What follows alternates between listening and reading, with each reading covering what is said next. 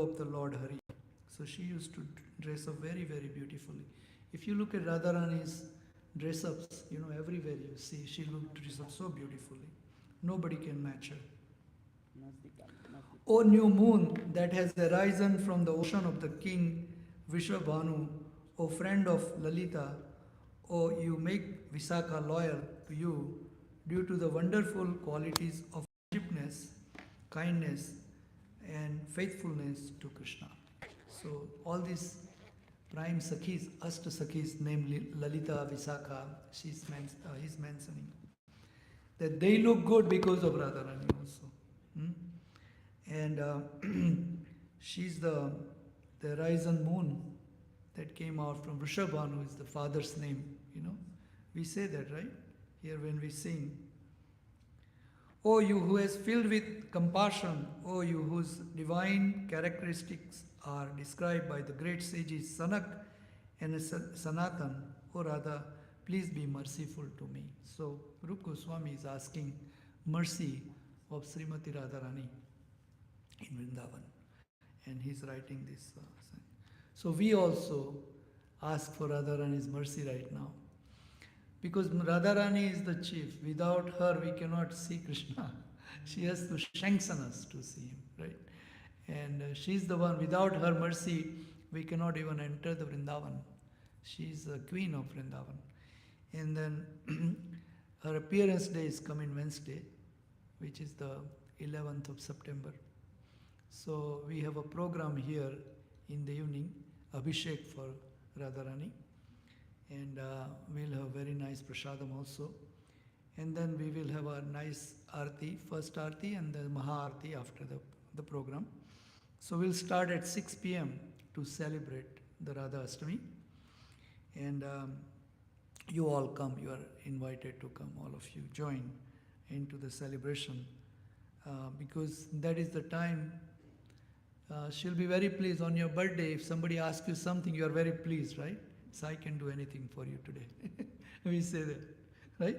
So that day is the day we can ask Radharani whatever we want, especially the spiritual mercy on us, right? Material, everything comes because of our what?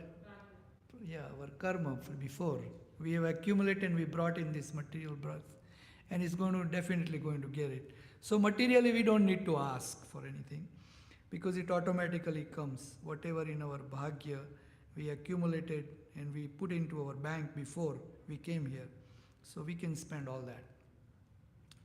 And so this is a very nice song, and so I offer my humble obeisances to Srimati Radharani. And so we have also Rath Yatra coming up, which is 28th Saturday, and it is almost ready to go now, all the things what we need to do. And so we'll do that. As you know, on every Saturday we do this Srimad Bhagavatam class. And Srimad Bhagavatam is very, very nice to hear. So you should all come Saturday to just hear for 30-40 minutes. It's so nice, it's so purifying for the ears, and it's very, very soothing to the heart, It has said that after Krishna left this material world, it has arisen just like a sun. And those who are in the darkness of this Kali Yuga, affected by the Kali Yuga, it can give the vision to them, you see. And most of us are in darkness, so it can give a very nice vision for us to see how we should live our life. What is the meaning of in this material world? That needs to be seen through this Srimad Bhagavatam. So it is. I just came from one of the funeral I just attended today. I had one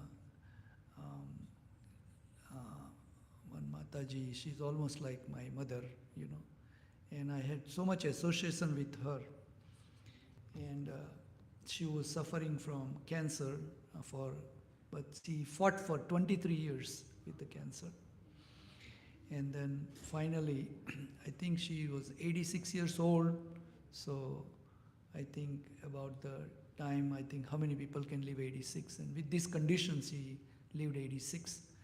But she was very strong at the end too, She never felt that she's sick.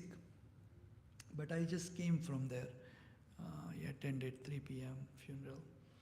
And I can see this, that we are in need of this Srimad Bhagavatam, We feel when we go to the funeral home that the life does not have much, what are we striving for? And all this material stuff, we can say, I will leave my sari for this person and I will leave my gold for this person or something. But you love that all so much for so long, and then when you are in that coffin, everything is gone.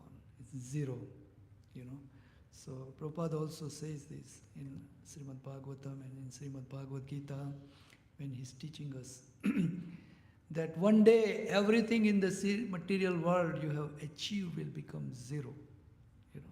That's for sure. So what are you going to take with you, right? So you can only take your spiritual asset, the spiritual asset, which is, Krishna also says in Bhagavad Gita, and then in Srimad Bhagavatam also repeatedly, it has been reminded us that the spiritual assets are the one which you can take with you.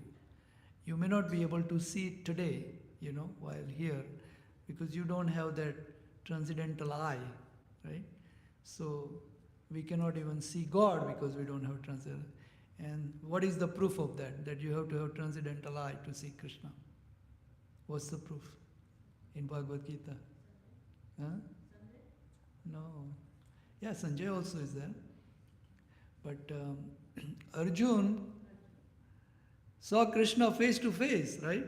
But he couldn't see his universal form, real Krishna, right? As a friend, he is saying, he is my friend, And he tells him that too, Arjun. Tells him that too, that you and me are just, contemporary. So I seen you. You are my cousin, He's saying that in Bhagavad Gita also, right? That you are so contemporary, Krishna, so how do you know all these things? How you have told this knowledge to sun god millions of years ago, when Krishna says in 4.1, Bhagavad Gita chapter 4, first sloka, evam parampara praptam imam rajarsayo vidu. So, similarly, we also have to have a transcendental eye, transcendental. You have to see through the Shastra, which is a transcendental eye, Divya Chaksu, Shastra Chaksu. Through that we can see Krishna. Through that we can see everything clear. So this gives a very, very clear picture. So when we were reading previously that Nrsingadev Bhagwan, Prahlad Maharaj, and we have Hiranyakashipu, those are the three characters we discussed so much. It says transcendental knowledge given by Prahlad Maharaj. We've been talking and talking and talking so long, for a long time. And that has given us some perspective to us, that how one should live our life, and what is the goal of life, It says, Nate vidu swarth gatim hi Vishnu, durasaya hi bahirarthamanena, andayata ande rupaniyamana, tepi satantra urudam nibadna. We are tied with the ropes of these material modes of nature, that we are just followed in the footstep of all those who are andayata ande rupaniyamana. They lead us into the blind well because we are following. Why we are following them? Because we are so much attached to this mode of material nature. And mode of material nature is guiding us what to do. All our activities are based on that, because of this matter, this body we have taken. So now moving forward, I am thinking that I really like this character also, which is Rushabdev Maharaj. So I thought that we discuss just a little bit today, the glimpse of it. And then Rushabdev Maharaj also is first Tirthankar in Jainism. He's the first Tirthankar in Jainism. So he has given this knowledge to his 100 sons. Anybody know who is the leader of the son? Bharat Maharaj. Bharat Maharaj is the son. And then the Bharat Maharaj has a couple of stories how he has taken the world. And he teaches us this, Bharat Maharaj. What is he teaches us? That whatever the kind of mental status we have, that is the kind of birth we are going to get it no matter what. Right? Is a crude example given in Srimad Bhagavatam. Krishna first tells us in Bhagavad Gita that Antakale cha mameva smaranam yuktva kalevaram ya prayati samadbhavam yati nasti ati sansaya. There is no doubt, Arjun, that if you remember me at the time of death, you will come to me. And then he says, Yam yam vapi smarana bhave tyajanti antikala. Whatever the bhav, whatever the mental status, you quit this body.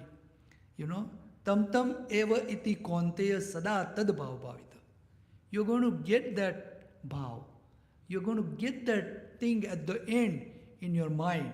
And that's the kind of body you are going to get it next time, for sure. This is in chapter 8, Krishna tells these two slokas. And that's why he says, Arjun, you just fight remembering me all the time. This is the solution he gave, Arjun. Third sloka after that. He says that you remember and fight with my thinking of me. Mam smaranam yudhyacha. You fight with remembering me. So this crude example is Bharat Maharaj, right? What Krishna says in Bhagavad Gita, it is talked again.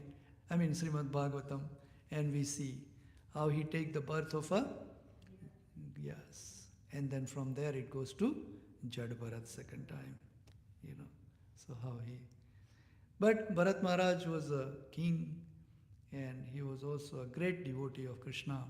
So finally he was being saved, But that's very, very nice. And then when Rushabdev Maharaj talks, he talked to his 100 sons that what the man should do in this life, in material life.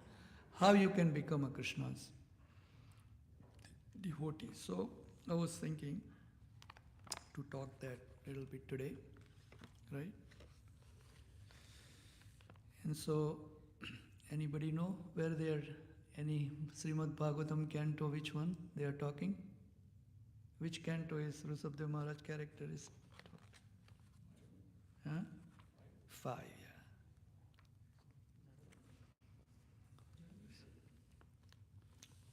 So Rushabdev Maharaj is a son of, their parents' name is Meru and Nabhi. King Nabhi's son is Rushabdev Maharaj. And Meru Devi, she is the mother for Rushabdev Maharaj. And King Nabhi was the son of Agnirandra. He was also a king. And Agnirandra was the son of Priyavrat Maharaj. And because of Priyavrat Maharaj, he created the 7 seas, and then he gave it to all his sons to rule that. And one of them was Agnirandra. And from that king, Agnirandra, he also got married, and he was a devotee. And then Sukdev Goswami asked, that how he fall into love with one of the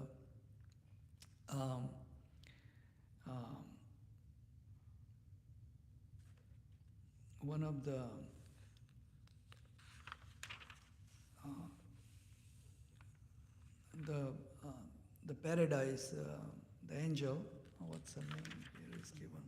Huh? No, her name is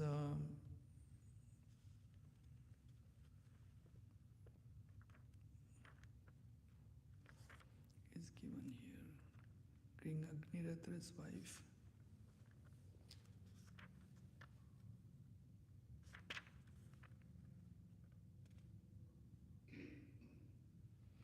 Her name is Purvachiti. Purvachiti. She was from the heaven. Actually, she was from Pitrulok.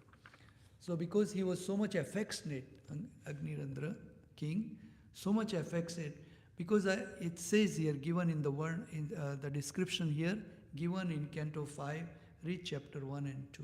In that Prabhuji, have you read Hare Krishna?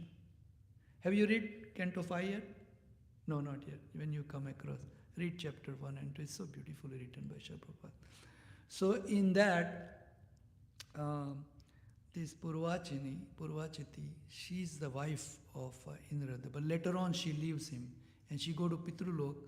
But he was so much affected, Prabhupada here quote again the same slok, Antakale Chamame. So he was so much attached to his wife that he follows her, hoping that he will see her in Pitrulok. You see, he was Krishna's devotee. Lord Brahma was the one who has guided him, Lord Brahma, and she came for him actually in this material world because he was the king of Jambavan. So he also go follow her, hoping that he will go to Pitrulok. But he was craving for her, so Prabhupada says that he must have been in Pitrulok with him. So he goes to Pitrulok. It is given here in chapter 1. But anyway, so Rushabdev Maharaj is Krishna himself, Rushabdev. And he is one of the incarnation of Krishna. And he's the one who came into the womb of Meru Devi, which is wife of King Nabi. And King Nabi is Indrarajas. He has 10 sons, and Nabi was the one who is always wanted to have a child. And he was a devotee of Vishnu. So this is how it is. So we will start with this chapter 3, text number 1, and we'll just do one slok today.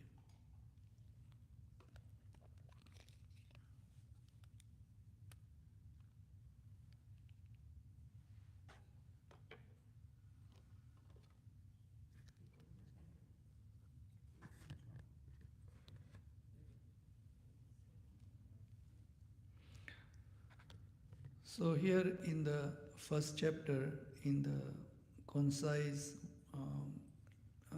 thing, Prabhupada describes that what is in this chapter. It is Canto 5 and it's chapter 3, and this is going to be text number 1. But in this chapter, the spotless character of King Nabi, the oldest son of Agnidra, is described. Waiting to have sons, Maharaj Nabi underwent severe austerities and penances. He performed many sacrifices along with his wife and worshipped Lord Vishnu, master of all sacrifices. Being very kind to his devotees, the Supreme Personality of Godhead was very pleased with the austerities of Maharaja Nabi. He personally appeared before the king in his four-handed feature, and the priests who were performing the sacrifice began to offer their prayers unto him. They prayed to a son like the Lord, and Lord Vishnu agreed to take birth in the womb of Meradevi. You see, so King Nabi wanted to have a son exactly like Lord Vishnu, and that's why Rushabdev came in Merudevi's womb. The wife of King Nabi and incarnate as King Rushabdev. So, you can see that previously also the big kings has such a hard time getting the sons, and they have to actually worship Lord Vishnu in order to get the son. And we get so many sons, but we are unable to make them Krishna conscious, right? That is our inability. And here they are actually pray, and they do so much sacrifice and everything for getting the son, And so here in text number 1, it says the Sukadeva Goswami, he is Suk, right? He's also, it says Suk Uvacha. And I think this is not a very important sloka, but we'll just read through, so we'll prepare this background that we can go further with. So in the text number 1, it says, Nabir apatya kamo aprajaya meru devya bhagavatam bhagavantam yagna purusam abhitatmaya jata. So in the translation of this sloka, Prabhupada writes, Sukadev Goswami continued to speak. Maharaja Nabi, the son of the Agnidra, wished to have sons, and therefore he attentively began to offer prayers and worship the Supreme Personality of Godhead, Lord Vishnu. The master and enjoyer of all sacrifices, Maharaja Nabi's wife, Meru Devi, who had not given a birth to any children at the time, also worshipped Lord Vishnu along with her husband. So back then, I think husband were also considered just like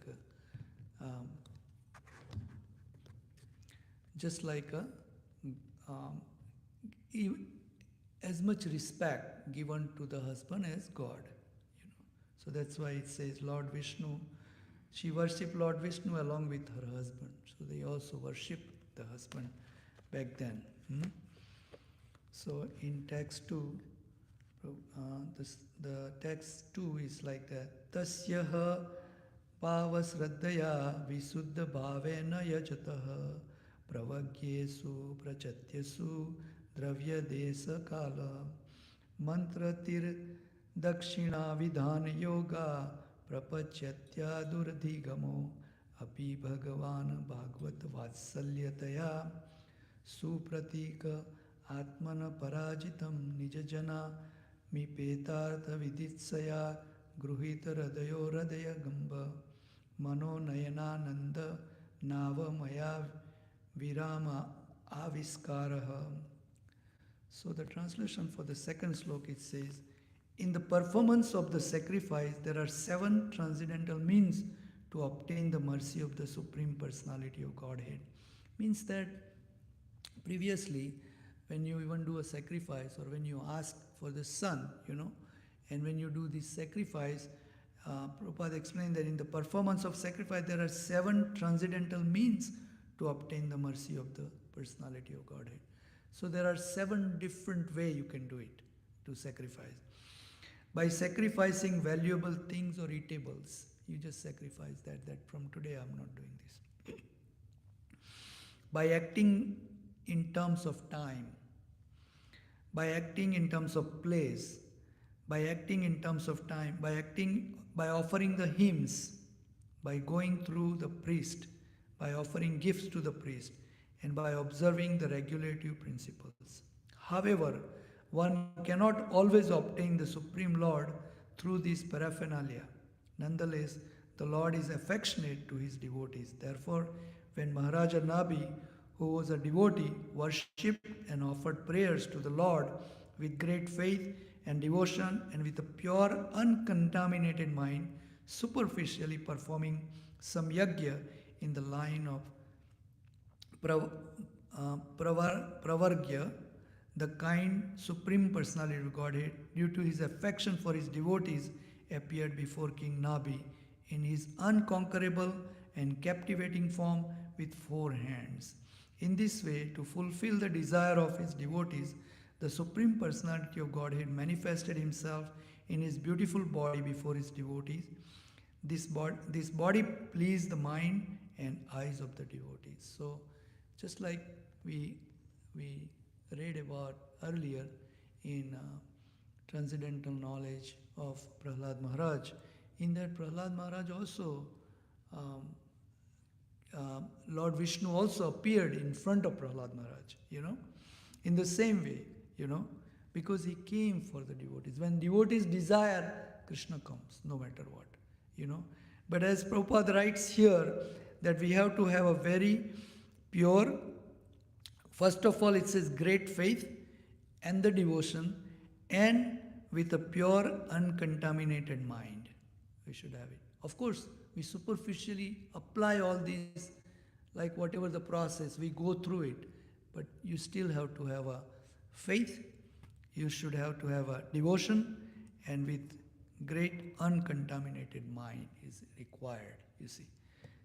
And so then Krishna comes. In Bhagavad Gita it is clearly said, Bhaktya mam abhijanati yavan yasyasti tatvatah tato mam tatvato gnatva visate tadantaram. One can understand the Supreme Personality as he is only by devotional service, by bhakti only. And when one is in full consciousness of the Supreme Lord, by such devotion he can enter into the kingdom of God. There Krishna, tadantaram. So it says, Bhaktya mam abhijanati yavan yasyasti tato mam tatvato gnatva visate tad anantaram. You can enter into Krishna's abode by doing that, by bhakti. One can understand and see the Supreme Personality of Godhead through the process of devotional service. See, so Prabhupada actually say you can see Krishna through this process of devotional service. Of course, you can understand, but you can see Krishna, and not in through the process of devotional service, and not in any other way, because Krishna says without, that's the only way we can permit Krishna or understand Krishna or realize Krishna, by only devotional service. He hasn't said anywhere, you watch or show, try to find in Bhagavad Gita also, that I can be achieved, or I can be realized, or I can be understood by jnana, or by yoga, you cannot be, you see. So bhakti yoga definitely, that's the easiest way to do it, right? And then in here it says that although Maharaja Nabi performed prescribed duties and sacrifices, it should still be considered that the Lord appeared before him not due to the sacrifice, but because of his devotional service. It was for this reason that the Lord agreed to appear before him in his beautiful bodily feature. As stated in Brahma Samhita, the Supreme Lord in his original nature is very beautiful. Venu kanantam aravinda dalayat aksatam barhotam samsitam pujasundaram tam kandarpa koti kamaniya visesa sobam govindam adipurusam tam. Kandarpa koti, millions of cupids. Cupids means, you know how Cupid looks, right?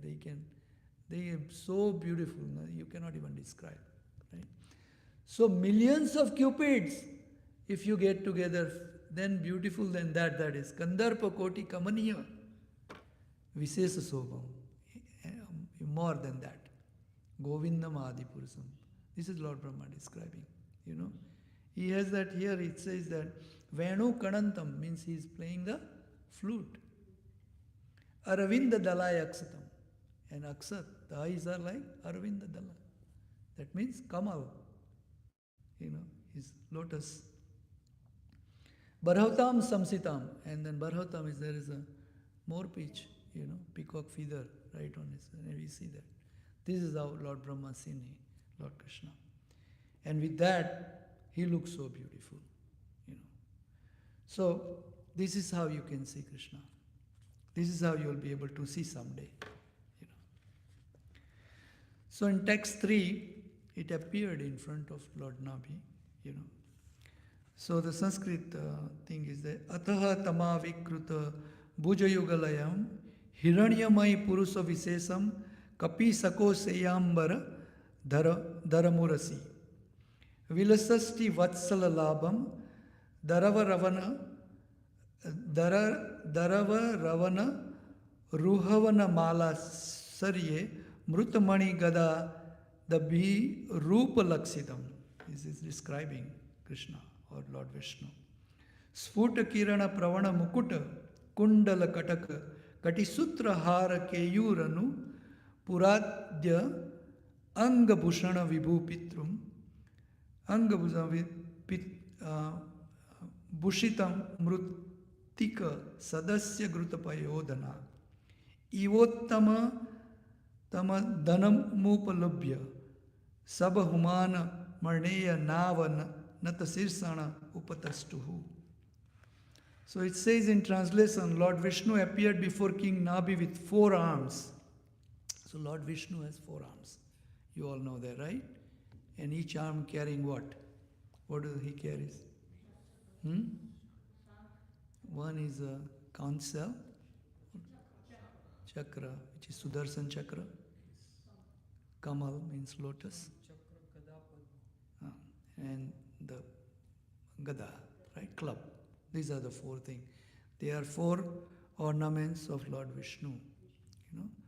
So Lord Vishnu always appear in 4-handed, but that's where he is different than Lord Krishna. Lord Krishna is 2-handed. It's Krishna's form. Lord Vishnu is, and one of the incarnation of Lord Krishna. Remember, Krishna is Iswaraha Paramaha Krishna Satchidananda Vigraha Anadiradir Govinda Sarva Karan Karana. Krishna is the Anadiradir Govinda Sarva Karan Karana. Krishna is the original and everything comes from Krishna, And Krishna also says that in Bhagavad Gita that there is no authority above me.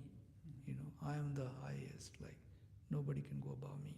So similarly, here also, Lord Vishnu is a 4-handed Vishnu, and there are so many Vishnu Lok. When you go there, you will be able to count when you go to Vishnu Loka, right? So there are 400 Vishnus in there. That's why when you get liberation, it's called Sarupya Mukti, right? Sarupya Mukti, which is a same kind of form as Lord Vishnu, that kind of liberation.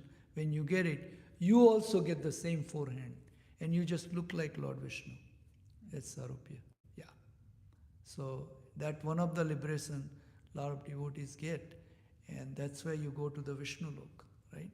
So in this Vishnu Lok, there are a lot of Vaikunda, and all these form of Vishnu, Lord Nrsingadev, Lord Ram, they are all have their own planets there. Like Lord Ram's planet is called Saket, So similarly, Lord Nrsingadev has a planet, everybody, all these Incas are, and they are unlimited. You cannot count that, okay, I have counted 56. No, unlimited. Vishnu Lord. So Lord Vishnu appeared before King Nabi with 4 arms. He was very bright and he appeared to be the best of all personalities around the lower portion of his body. He wore a yellow silken garment. You always see, right? Lord Vishnu, they wear yellow dhoti, pitambar. He wore a yellow silken garment. On his chest was the mark of Srivast, which always displays beauty. He carried a conch shell, lotus flower, disc and club, and he wore a garland of and the kastub gem.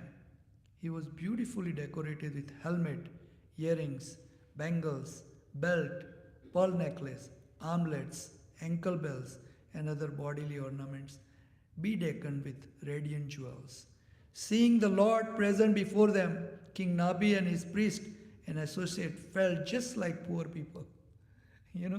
When you see God with all these ornaments, they think they were like beggars, poor. They himself are saying that. Priest felt just like poor people who have suddenly attained great riches, So that's the aristocratic look of Lord Vishnu. They received the Lord and respectfully bent their heads and offered him things in worship. So Prabhupada writes and elaborates this little bit. He said, it is distinctly mentioned here that Supreme Personality of Godhead did not appear as an ordinary human being. He appeared before King Nabi and his associate as the best of all personalities, Purushottam, Purushome Uttam. As stated in Vedas, Nityo Nityanam Chetanas Chetnanam. The Supreme Personality of Godhead is also a living being, but he is the supreme living being. He is just like us, Krishna, but he is supreme. That's the difference. And Chetana Chetnanam, Nityo Nityanam, because he became from one to anek, like more. He expanded. Nityo Nityanam. And Chetanas Chetnanam. Eko Bahuna Vidadati Kaman. Prabhupada always say this. He is feeding all of us. He is feeding all our kamas, whatever we wanted to do. He said. And He's doing that to everybody, unlimited people at the same time. Fulfilling all our desire, all of us together at the same time. So you can see the strength of Krishna, how big He could be. Then Prabhupada sometime asked this and says, a lot of people say God is great, But then Prabhupada says that, do you know how God is great? Do you actually know how God is great? Then when you study this, then you realize God is great. You can realize God can be great. Otherwise, we feel like I'm great. I have few bucks and I'll be great. We start feeling around our friends and everything. We say, oh, I'm great, I have this many millions. I got an $8.5 million contract for 2 years or something like that. We start thinking that way. And then we think we are great, But when you see Krishna, is everything unlimited. So, personality of Godhead is also a living being, but He is the supreme being.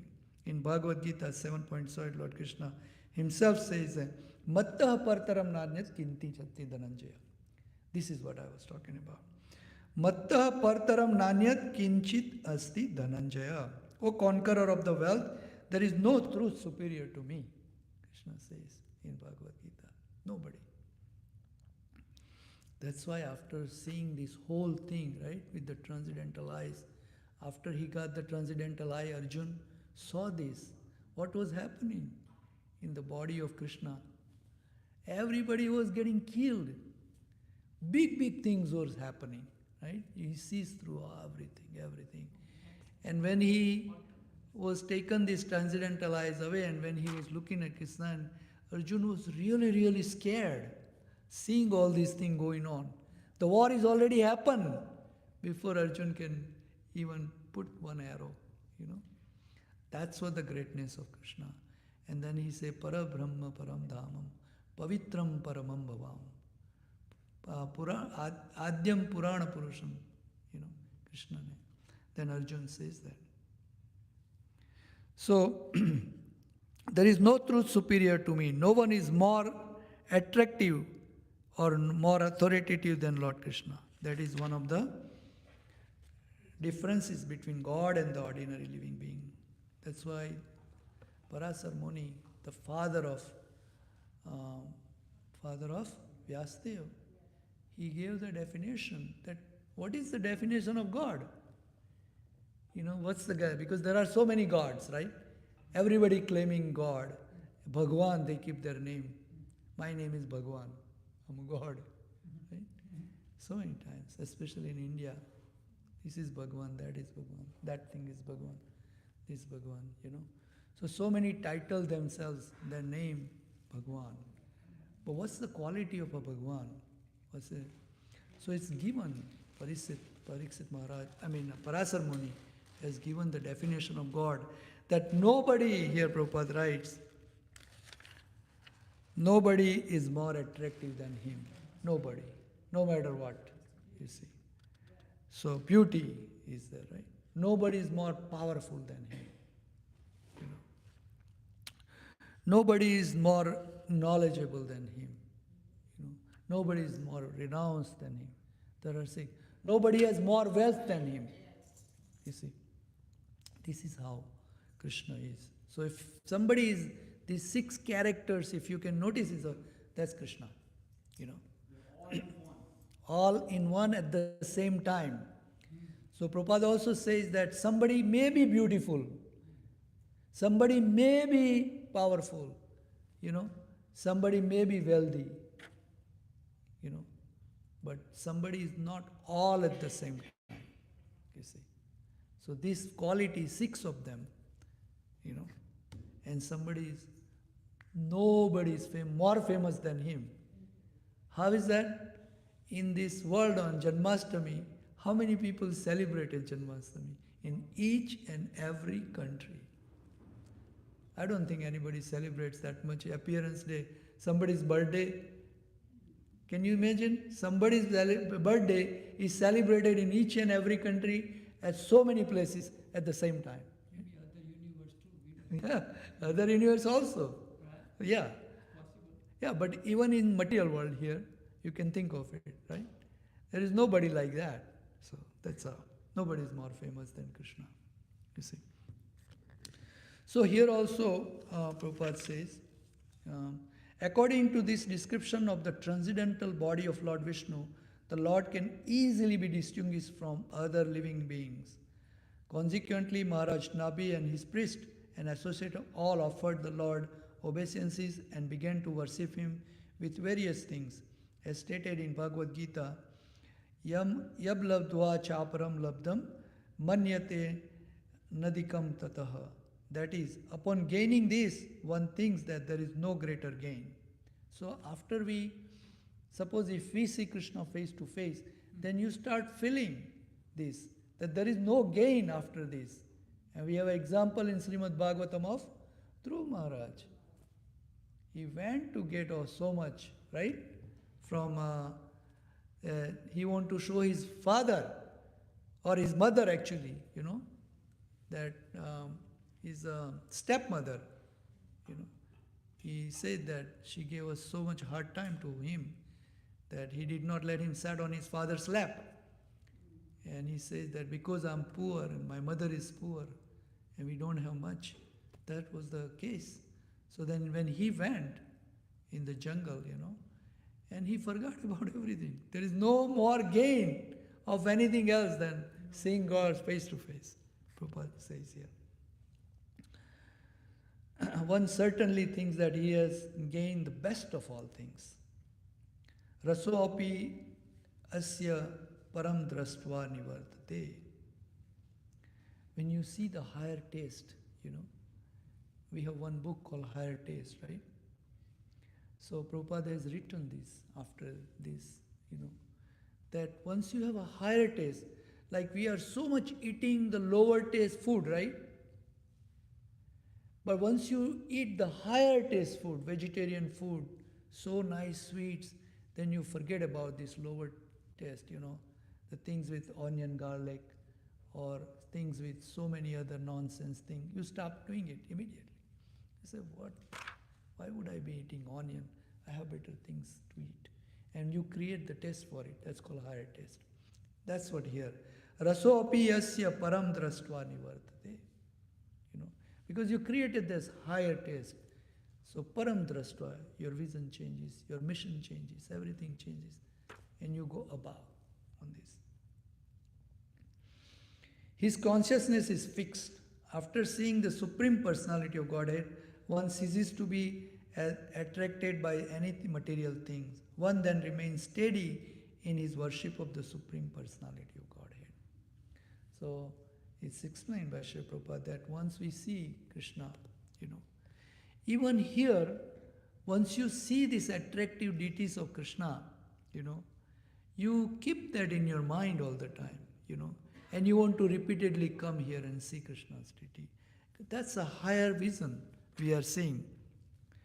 And we remain steady in his worship because of that. Because so many of you, in Saturday, you are coming here, 25, 30 people here. And you all come here because you get attracted, by Krishna. There is no difference between Krishna's deity and Krishna himself. Just like we can say Hare Krishna, no difference. But I've not been able to say Krishna in Hare Krishna, right? Not yet. I'm trying very hard to go there, So that's why when I see this Krishna, then you also think that this Krishna is the same, but you've not been able to see this yet. But you still attract it somewhat. When you walk in here, you like it. Oh, great, Krishna, you look so nice, And then you start seeing everything.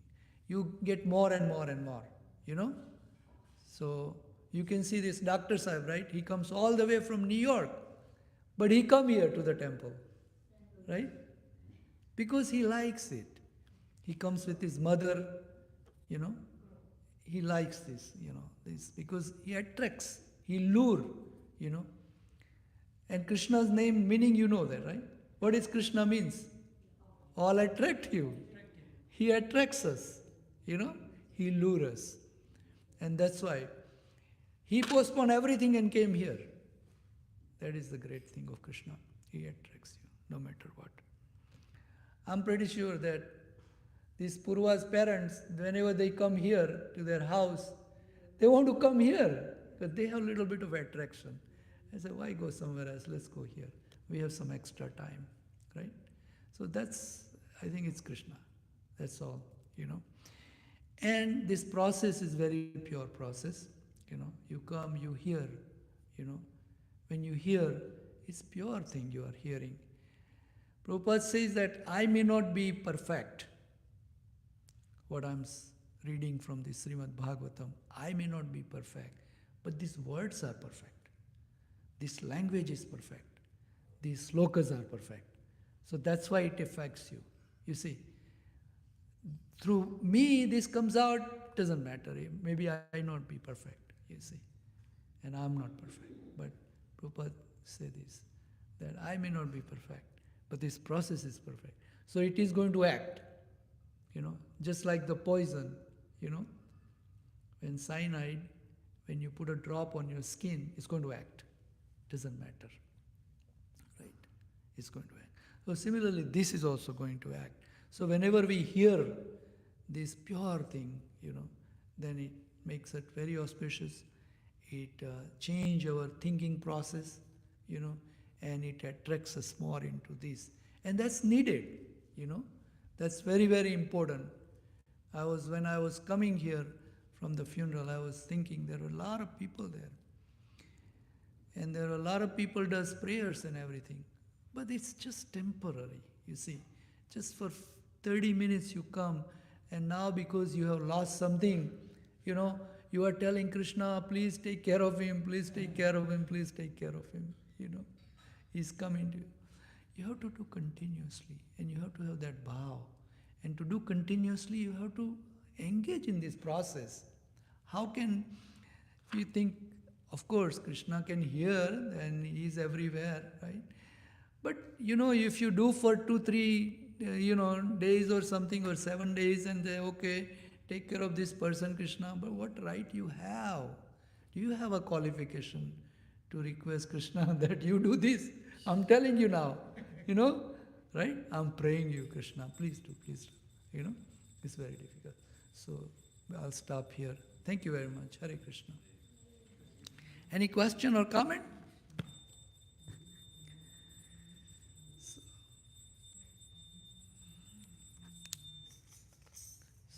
You'd like to hear chapter 5? It's very nice. It's just the beginning right now.